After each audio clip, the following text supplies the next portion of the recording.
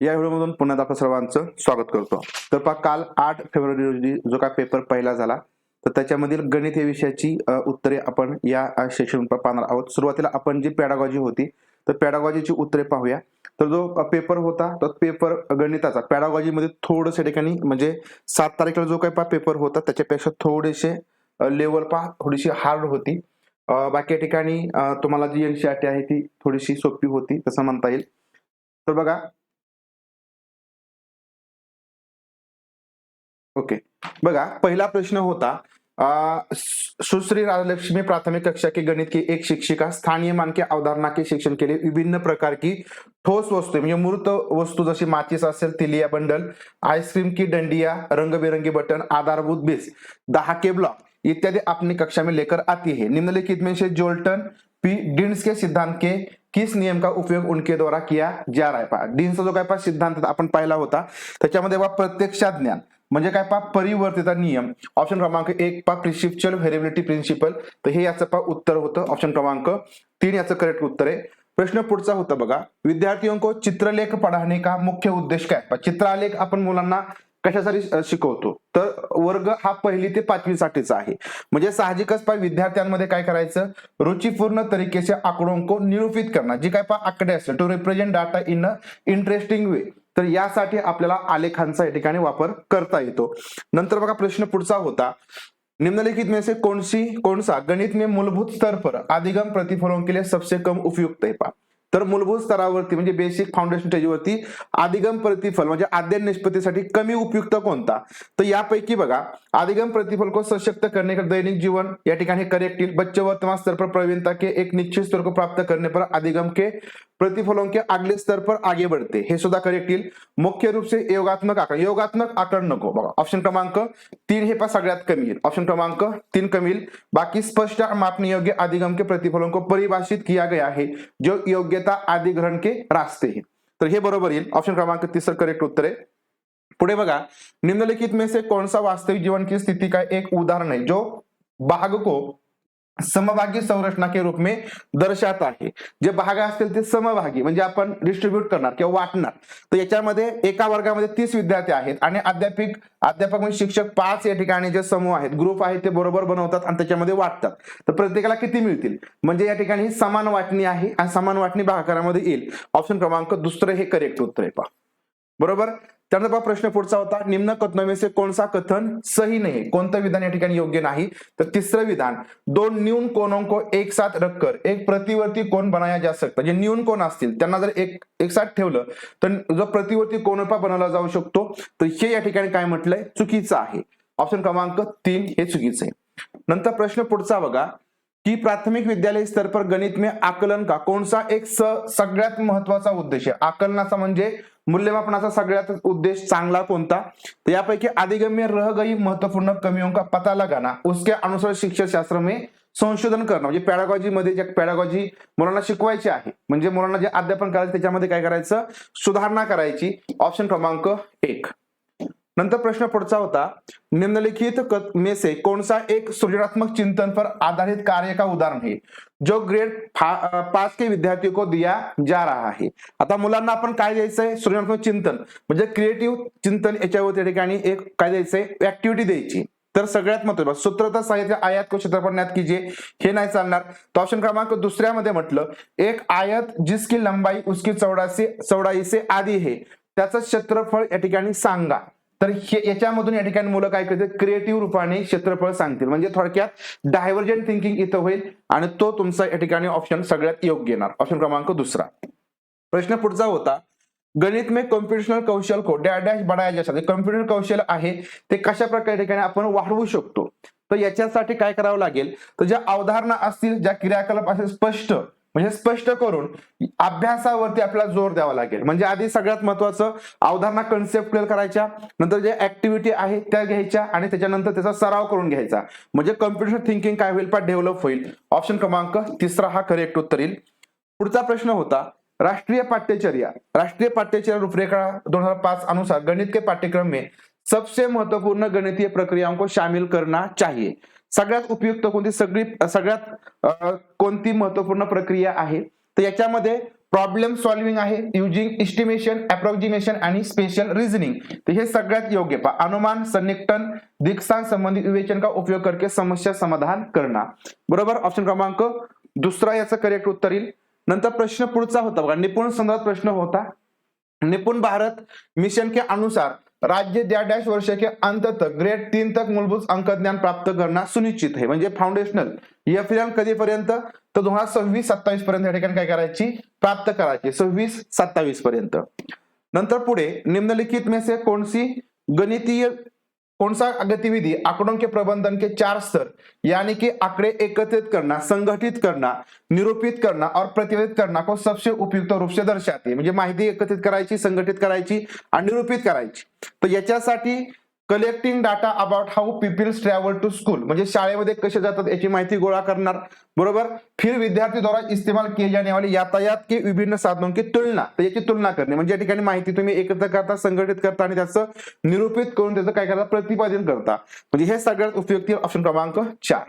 Option क्रमांक 4 हे सगळ्यात उपयुक्त आहे. नंतर प्रश्न पुढचा होता, गणित की अध्यापिका ने मोहन को एक आयताकार कागज देते हुए कहा कि इससे आप एक वर्ग बनाओ. आयताकार कागद दिला आणि त्याला काय सांगितलं, एक वर्ग म्हणजे चौरस बनवा. याच्यापासून मोहन आयताकार कागज को एक तरफ से मोडकर वर्ग बना, म्हणजे अशा प्रकारे तो काय करेल पा, मोडेल, म्हणजे अशा प्रकारे दुमडेल, हा दुमडेल आणि इथून काय केलं त्याने, चौरस बनवला.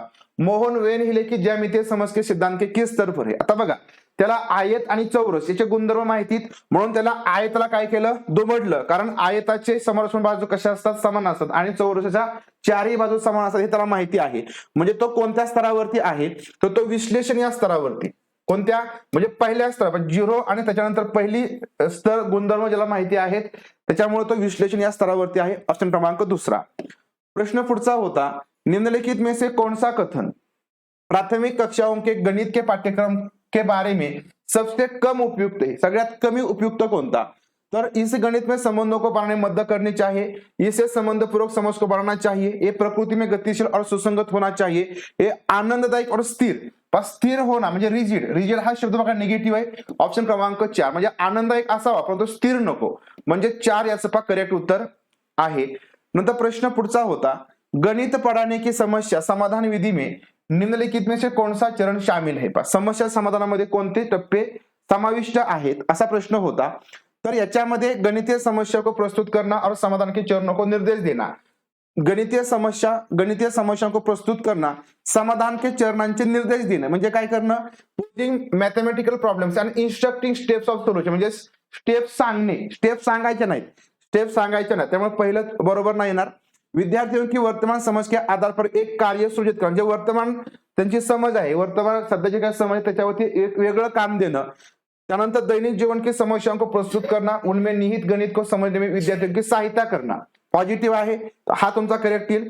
शिक्षार्थियों को सक्रिय रूप से समस्याओं के समाधान खोजने में भाग लेने, समाधान को उचित सिद्ध करने के अवसर देना, म्हणजे संधी उपलब्ध करून देणं, हे करेक्ट म्हणजे बीसीडी ऑप्शन क्रमांक 4 या ठिकाणी करेक्ट येईल. ऑप्शन क्रमांक 4.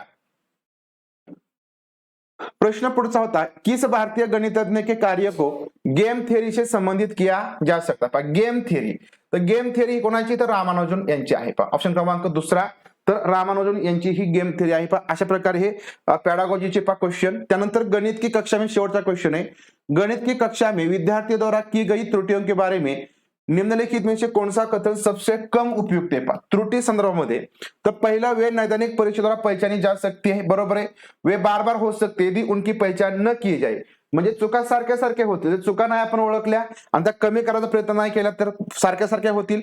उनका वर्णन किया जा सकता परंतु विश्लेषण करता येणार नाही, तर हे चुकीचं आहे. तिसरं हे सगळ्यात कमी महत्वाचं आहे, दोहराई जा सकते, चुका परत होऊ शकतात. बरोबर, तिसरं या ठिकाणी चुकीचं. इथं विश्लेषण करू शकत नाही का, तर चुकांचं आपण विश्लेषण करू शकतो. तर अशा प्रकारे हे पॅडागॉजी क्वेश्चन होते. तर पुढचे येणारे क्वेश्चन तुम्ही इथून पुढे मॅडम सांगतील तुम्हाला त्याचं अनालिसिस, त्यावेळेस ते बघून घ्या. सगळ्यांना गुड आफ्टरनून. आपण जे 8 तारखेला जो पेपर झालेला आहे सीटेटचा, त्याच्यामधलं पेपर 1 चे जे क्वेश्चन आले होते न्यूमेरिकलचे, तर त्याचं अनालिसिस करत आहोत आपण. बघा, पहिला क्वेश्चन आला होता न्यूमेरिकलचा, 3/7, 5/9, 8/11 आणि 4/5 आता हे अपूर्णांकी फ्रॅक्शन तुम्हाला दिलेत आणि त्याचं काय सांगितलंय तर डिसेंडिंग ऑर्डर मध्ये लावायला सांगितलंय, म्हणजेच अवरोही क्रम मध्ये लावायला सांगितलंय.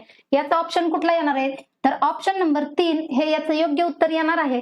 जर तुम्ही दशांश अपूर्णांकामध्ये याचं जर कन्व्हर्जन केलं तर काय होणार आहे तर 0.8 हे इथं येणार आहे. याचं जर आपण सोल्युशन काढलं तर नंतर इथं 0.7 अकराने जर 8 ला भाग लावला तर 0.चिन्ह इथं किती होतात तर 50 होतात आणि 9चा जर टेबल म्हटला तर 9 45 इथे किती येतात 0.5 हे याचं उत्तर येतं. 0. इथे 30 होतात आणि 7 चौक 28 अशा पद्धतीने ऑप्शन नंबर 3 आपलं योग्य उत्तर असणार आहे. पुढे जर बघितलं एक वर्ग के परिमाप और क्षेत्रफल के संख्यात्मक मान समान है उस वर्ग की भुजा की लंबाई है. आता काय दिलेलं आहे आपल्याला तर एक वर्ग दिलेला आहे, हे आपण बऱ्याच वेळा घेतलंय आणि वर्गाचं परिमाप म्हणजे काय दिलेलं आहे तर त्याचं पेरिमीटर दिलंय आणि पेरिमीटर आपल्याला काय सांगितलं परिमाप आणि क्षेत्रफळ म्हणजे आपलं पेरिमीटर आणि आपला एरिया कसा असणार आहे तर समान असणार आहे. मग आपण जर ऑप्शन थ्रू गेलो तर पेरिमीटरचा फॉर्म्युला काय सांगतो आपल्याला 4a हा याचा फॉर्म्युला आहे. 4 गुणिले 2 जर केलं तर 8 पेरिमीटर येत आहे. आपल्याला पेरिमीटर पण समान पाहिजे आणि क्षेत्रफळ दोन्हीही कसे पाहिजे समान पाहिजेत आणि याचा फॉर्म्युला काय सांगतो आपल्याला कशाचा तर क्षेत्रफळचा. तर a स्क्वेअर हा फॉर्म्युला आहे. a स्क्वेअर म्हणजे 2चा वर्ग जर आपण केला तर किती येतो 4 येतो. इथे 8 आलंय, परिमाप 8 आलंय आणि क्षेत्रफळ 4 आलंय म्हणजे हे उत्तर नसणार आहे. पुढे जाऊयात. जर आपण 4 इकाई घेतलं म्हणजे प्रत्येक बाजू 4 सेंटीमीटरची घेतली तर 4 गुणिले a म्हणजेच किती 4 बरोबर 16 येणार आहे आणि आपलं क्षेत्रफळ किती येणार आहे तर a चा वर्ग म्हणजेच 4 चा वर्ग बरोबर 16 म्हणजेच याचं पेरिमीटर आणि एरिया दोन्हीही समान येतंय म्हणून आपलं उत्तर काय असणार आहे ऑप्शन नंबर 2 असणार आहे. पुढे काय सांगितलंय निम्न में से किस अक्षर की एक सममित रेखा होती है. फक्त एकच सममित रेखा होणारा ऑप्शन आपल्याला विचारलाय. इथे जर तुम्ही हा ओ पाहिला तर याच्या 2 सममित रेखा होतात म्हणून हा ऑप्शन येणार नाही. एक्स ची जर आपण सममित रेखा काढली तर 2 होतात हा सुद्धा ऑप्शन येणार नाही कारण आपल्याला एक सममित रेखा पाहिजे. पुढे यस मध्ये गेलो तर एकही सममित रेखा होत नाही. पुढे वी मध्ये गेलो तर एकच सममित रेखा होत असते म्हणून आपलं उत्तर काय असणार आहे ऑप्शन नंबर 4 असणार आहे. पुढे जाऊयात.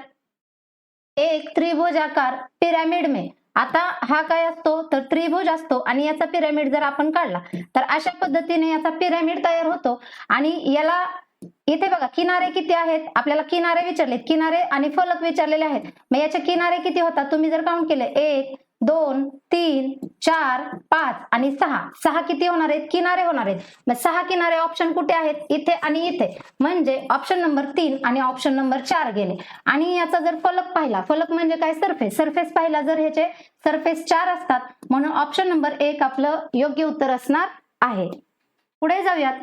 अंको 8 2 7 0 और 6 के उपयोग से 5 अंकों की बनाई जा सकने वाली सबसे बड़ी और सबसे छोटी संख्या का अंतर क्या है. अशा पद्धतीचे आपण बरेच क्वेश्चन घेतलेले होते. आता याच्यापासून आता 0चा जर नियम सगळ्यांना माहित असेल तर 0 स्टार्टिंगला कधीच घ्यायचा नसतो. मग मोठी संख्या बनवायची म्हणजे आपल्याला काय करावं लागतं सगळ्यात अगोदर मोठा अंक घ्यायचा 7 नंतर अगोदर 8 घ्यावा लागेल 8 7 6 आणि नंतर काय घ्यावं लागणार आहे 2 आणि 0 ही झाली बडी संख्या. आता छोटी संख्या घ्यायची म्हटल्यानंतर अगोदर 2 नंबरचा लहान अंक आहे तो अगोदर घ्यायचा आणि नंतर 2 नंबरला 0 घ्यायचा. ऍज इट इज आपण काय करायचं तर रिटर्न फॉर्म मध्ये घ्यायचे सगळे नंबर 6 7 आणि 8 यांची जर वजाबाकी केली आपल्याला अंतर विचारले म्हणून यांची जर वजाबाकी केली तर वजाबाकी किती येणार आहे तर 66 94 2 म्हणून ऑप्शन नंबर 2 आपल्या प्रश्नाचं उत्तर येणार आहे. पुढे जर पाहिलं तर एक आपल्याला तालिका दिलेली आहे एक चार्ट दिलेला आहे आणि तिथे सांगितलंय एक लडकी आणि लडकिया यांची संख्या दिलेली आहे आणि कुणाची निळे डोळे आहेत कुणाचे भुरे आहेत आणि कुणाचे काळे आहेत अशी डोळ्यांचे काय दिलेले आहेत आपल्याला कॉलम दिलेले आहेत. आणि इथे काय सांगितलंय लड़के 5 दिलेत लड़कियां 7 दिलेत भूरी आंखों वाले 4 लड़के 3 लड़कियां काली आंखों वाले 4 लड़के और 10 लड़कियां. आता याच्यावरून आपल्याला कथन कुठलं योग्य आहे किंवा कुठलं चुकीचं आहे हा आपल्याला पर्याय ओळखायचा आहे. क्वेश्चन रीड करू. अध्यापक ने 4 विद्यार्थियों को कहा कि वे इस तालिका के बारे में एक एक कथन श्याम पटल पर लिखे. उन्होंने लिखा. आता काय लिहिलंय लड़कों और लड़कियों की संख्या समान है। बघा बरं, लड़को और लड़कियों की संख्या इथे किती होतात? 5 आणि 4 9 आणि 11 किती होतात? 20 झाले। ही कशाची झाली? तर लडकियांची संख्या झाली, सॉरी लड़कों की संख्या झाली। आणि 7 आणि 3 10 10 10 20 झाले, म्हणजे दोघांची ही संख्या समान आहे, म्हणजे ऑप्शन हे बरोबर आहे। अधिकतर विद्यार्थियों की आंखें काले रंग की है। आता काली आंखें बघा, अधिकतर म्हणजे ह्या दोन भुरी आणि नीली आंखांपेक्षा यांची दोघांची ही संख्या कशी आहे? जास्त आहे, म्हणजे हे सुद्धा ऑप्शन बरोबर आहे। नीली आंखों वाले विद्यार्थियों की कुल संख्या विषम है। बघा आता नीली आंखें कुठे आहेत? आता यांची संख्या विषम सांगितलंय, मात्र 5 आणि 7 12 होतात, ही विषम संख्या नाही, म्हणजे हा पर्याय चुकीचा येणार आहे। पुढे भूरी आंखों वाले विद्यार्थियों की कुल संख्या विषम है। भूरी आंखों की आपल्याला काय सांगितलंय? विषम संख्या आहे असं सांगितलंय, मग 4 आणि 3 किती होतात? 7 होतात, हे ऑप्शन बरोबर आहे। म्हणजे आपले बरोबर ऑप्शन कुठले येणार आहेत? ऑप्शन ए बी डी हे बरोबर असणार आहेत आणि चुकीचा सी असणार आहे। मग असा पर्याय असणारा ऑप्शन कुठला आहे? तर ऑप्शन नंबर 2 हे आपलं योग्य उत्तर असणार आहे। पुढे जाऊयात। आता एक पॅटर्न दिलाय 325 259 204 160 127 आणि 105 आणि पुढची संख्या आपल्याला शोधायला सांगितली। आता तुम्ही जर याचं ऑब्झर्वेशन केलं तर या 325 मधून 259 वजा केले तर किती येतात? यांची म्हणजे 66 वजा केले, यांचा डिफरन्स 66 येतो, यांच्यामधला डिफरन्स 55 येतो, यांच्यामधला 44 येतो, यांच्यामधला 33 येतो, यांच्यामधला 22 येतो। ऑब्विसली 105 मधून जर तुम्ही 11 वजा केले तर उत्तर काय येणार आहे? 94, जे की ऑप्शन नंबर 3 मध्ये आहे, म्हणून आपल्या प्रश्नाचं उत्तर ऑप्शन नंबर 3 येणार आहे। पुढे बघा, राधा ने चावल के 9 बोरियां खरीदी, जिसमें से प्रत्येक में चावल का भार 9 किलोग्राम 995 किलोग्राम है। इस बोरियों में चावल का कुल भार, म्हणजे कुल भार म्हणजे टोटल आपल्याला वजन विचारलेलं आहे। बघा किती बोरी आहेत? 9, आणि एका बोरीचं वजन किती आहे? तर 9 किलो 995 ग्रॅम आहे, आणि बोरिया किती आहेत? 9 आहेत, यांचा काय करायचा? गुणाकार करावा लागेल। 9 5 हाताला 4 गेले, 9 9 81 आणि 4 किती झाले? 85, शेवटी 55 असणारा ऑप्शन कुठे?